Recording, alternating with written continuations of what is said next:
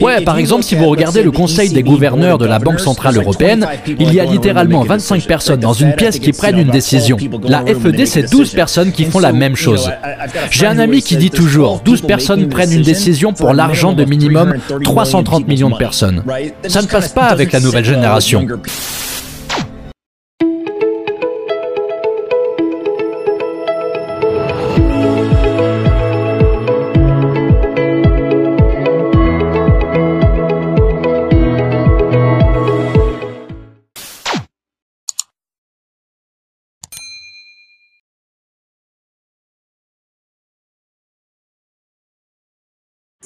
Disons que j'ai 200 000 $ à investir.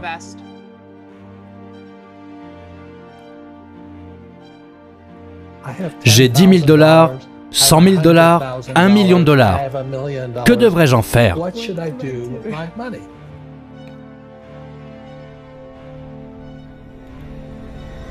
Que me recommandez-vous?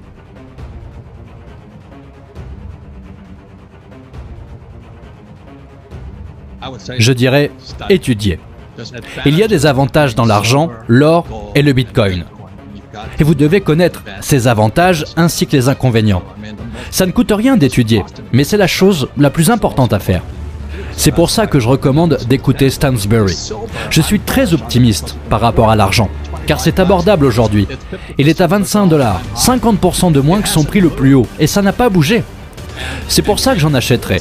Mais ça ne veut pas dire que vous devez obligatoirement le faire. Si vous aviez les 200 000 $, et je sais que vous les avez, votre plus gros investissement serait l'argent parmi les trois? J'ai déjà des possessions. J'ai acheté du Bitcoin quand son prix était bas. Mais j'ai dû comprendre son fonctionnement avant d'en acheter.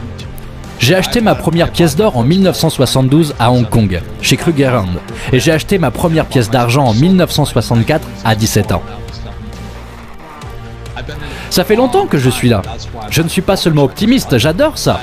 Je suis un capitaliste. Je suis un hard money. Je ne suis pas dans les économies sociales qui sont de l'ordre du keynésianisme.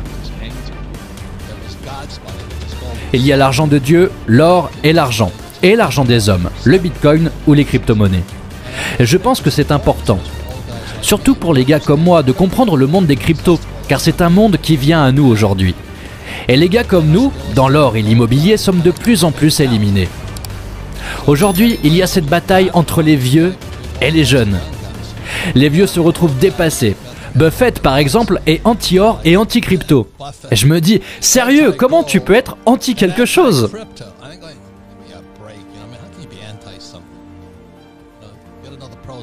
Il faut voir les pour et les contre de chaque chose. Mais il n'a pas à s'en inquiéter, il fait beaucoup d'argent.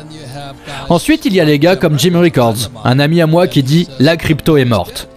C'est la raison pour laquelle j'adore YouTube. Je peux m'y balader pour trouver un autre point de vue.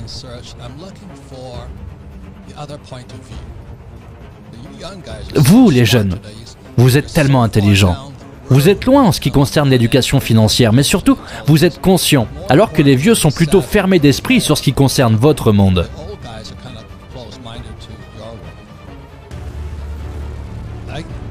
Vous devriez jeter un coup d'œil au monde des cryptos, même si vous êtes fermé d'esprit comme ces vieux gars.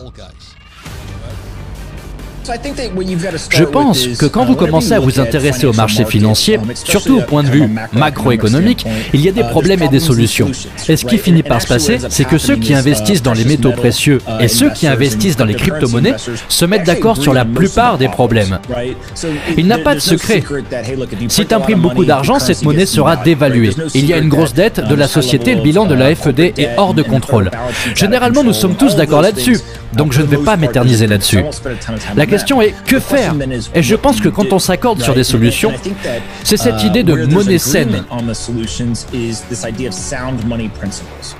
Que ce soit l'or, l'argent ou le Bitcoin, ils ont tous divers aspects de monnaie saine. Donc là, on se dit que l'or a 5000 ans au compteur et le Bitcoin seulement 11. Alors oui, forcément, il va y avoir une hésitation quand on va parler du Bitcoin. Alors je dis aux gens, regardez, l'avantage du Bitcoin, le plus important, c'est sa transparence complète et sa traçabilité. Vous savez exactement combien il existe de Bitcoin, combien on en produit chaque jour. Vous connaissez l'équation de l'offre et de la demande, et c'est sûr à 100%. C'est donc juste un problème générationnel. Les plus vieux ne sont pas habitués à toucher les technologies digitales, alors que les jeunes le sont. Donc chacun choisit son actif, mais les deux ont ce principe de monnaie saine. Et je pense que les deux s'en sortiront bien à la fin de cette crise économique. C'est pour ça que je me suis converti au Bitcoin. C'est ma raison, et c'est Anthony qui me l'a montré. En même temps, la FED imprime des milliers de millions de dollars. Le Bitcoin se resserre. Le Bitcoin devient plus dur et le dollar plus mou. Est-ce que vous pouvez nous donner plus de détails sur cette distinction? Ouais, si vous prenez l'assouplissement quantitatif, c'est littéralement la FED qui imprime des dollars et qui inonde le marché avec des dollars, n'est-ce pas? Ça crée un nombre plus important de dollars en circulation. C'est l'assouplissement quantitatif.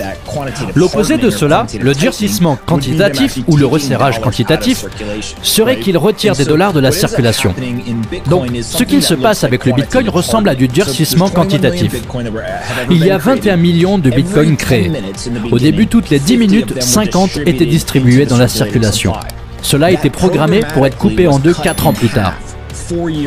Après 4 ans, de 50 bitcoins toutes les 10 minutes, on en est à 25. Puis au bout de 4 ans, encore coupé en deux, on arrive à 12. Et au début du mois de mai, on est passé de 12 à 6,5. Alors, comment le prendre ? Eh bien, on est passé de 1800 par jour créés et qui entraient en circulation. Maintenant, il n'y en a que 900. Donc, quand on pense à l'opposé de l'assouplissement quantitatif, on pense au durcissement quantitatif.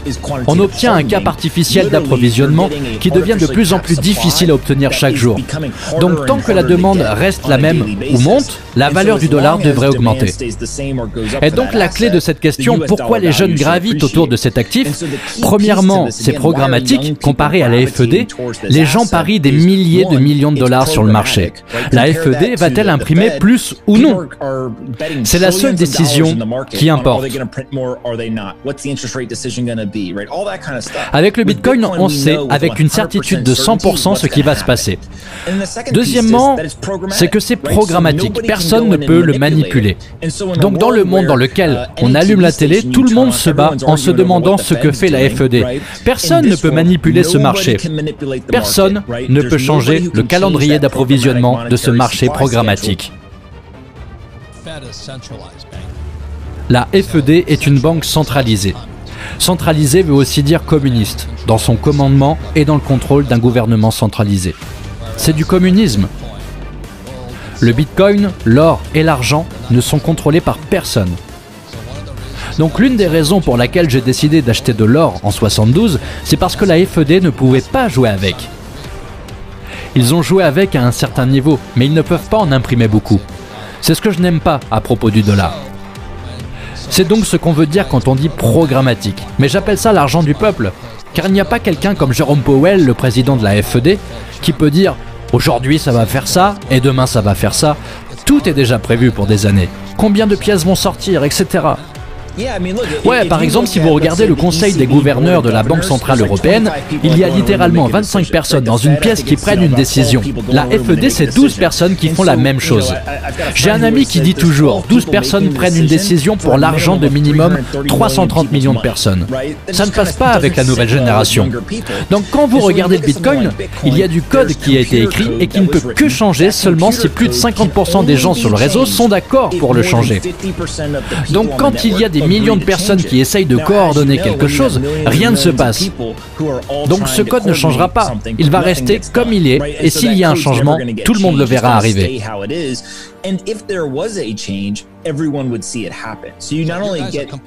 C'est complètement décentralisé. Le système des vieux est centralisé par des vieux qui contrôlent et qui obtiennent du cash, n'est-ce pas? Oui, et une façon de voir la chose est que le dollar américain est une monnaie souveraine. C'est contrôlé par une nation. Chaque nation a sa propre monnaie qu'ils manipulent à leur guise. On le voit à travers le monde. Tout le monde manipule sa monnaie. Le Bitcoin est la séparation de l'État et de l'argent. C'est la première fois que l'on voit une monnaie plus à l'écart encore que l'or. D'un coup, aucun pays ne peut manipuler la politique monétaire. Donc ce qui va se passer, je pense, c'est que toutes les monnaies seront digitales. Un dollar digital, un euro digital, un yen digital, etc. Donc la technologie sera la même partout. La compétition sera au niveau de la politique monétaire. Et je pense personnellement que la séparation de l'État et de l'argent sera considérée comme de la politique monétaire supérieure. Comme l'or qui pendant des décennies a été considéré comme la plus grande réserve de valeur grâce à ce principe de monnaie saine. C'est vrai, et nous allons prendre une pause, mais il y a plein de choses encore à comprendre. Quand les États-Unis vont-ils sortir un dollar digital? Telle est la question.